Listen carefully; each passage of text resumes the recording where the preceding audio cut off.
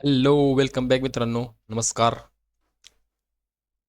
पुन्हा एकदा तुमचं स्वागत आहे आपल्या यूट्यूब चॅनलमध्ये.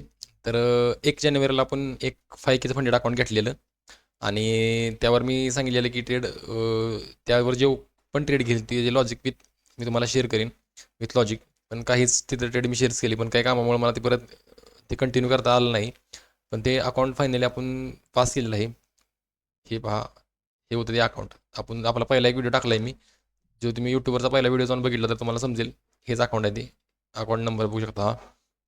आणि हे अकाउंट आहे. त्याच्या आधी मी अकाउंट एक घेतलेलं, पण ते मी काही अपडेट केलं नव्हतं ह्यावरती. ते माझ्याकडून ब्रिज झालेलं बघा. हे हे फर्स्ट अकाउंट माझं फंडिंग, ब्ल्यूबेरी फंडिंगचं पहिलं अकाउंट माझं हे होतं, जे की मी ब्रिज केलं. पण ते ब्रिज होण्यापूर्वी तुम्ही बारकाईने जर लक्ष देऊन बघितलं तर हे मी काही घेतलं लगेच ब्रिज केलं नव्हतं. तर ऑलमोस्ट ते पास झालेलंच, पण ते एकदम हे झालं परत.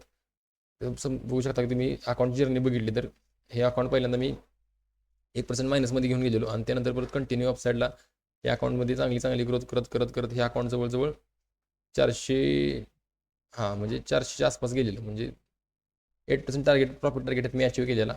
आणि इथं जर बघितलं 430च्या आसपास इक्विटी गेलेली माझ्याकडून. म्हणजे 430 म्हणजे आपलं अकाउंट वाजायला फक्त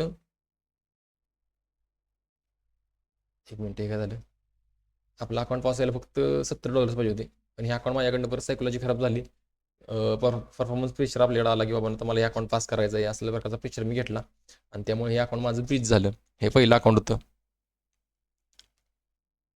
काय होतं रे याला, हां, हे पहिलं अकाउंट होतं. हे माझ्याकडून ब्रीज झालं. म्हणजे परफॉर्मन्स प्रेशर आला की बाबा हे मला अकाउंट पास करायचं काय झालं कसल्या परिस्थितीत, आणि ते परफॉर्मन्स प्रेशरमुळे हे अकाउंट माझ्याकडून ब्रीज झालं.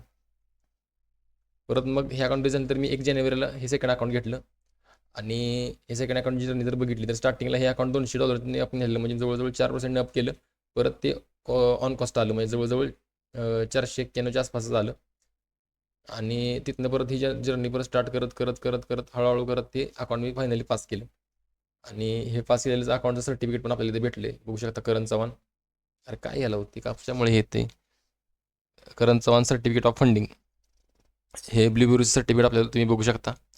हे आपल्याला सर्टिफिकेट मिळालेलं आहे. आणि त्यानंतर आपल्याला ॲक्टिव्ह अकाउंट मिळालं एक.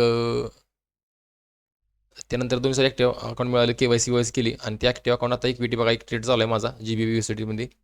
ऑलमोस्ट याचं टार्गेट हिट झालेलं, पण इथं पार्शियल क्वांटिटी बुक केल्यामुळं आणि इथं मी अवेलेबल नसल्यामुळे ही एवढी इथं टार्गेट बुक नाही केली. मी आता होल्ड करते, या लेवलला डबल आलं की मी इथं टार्गेट ते बुक करेन.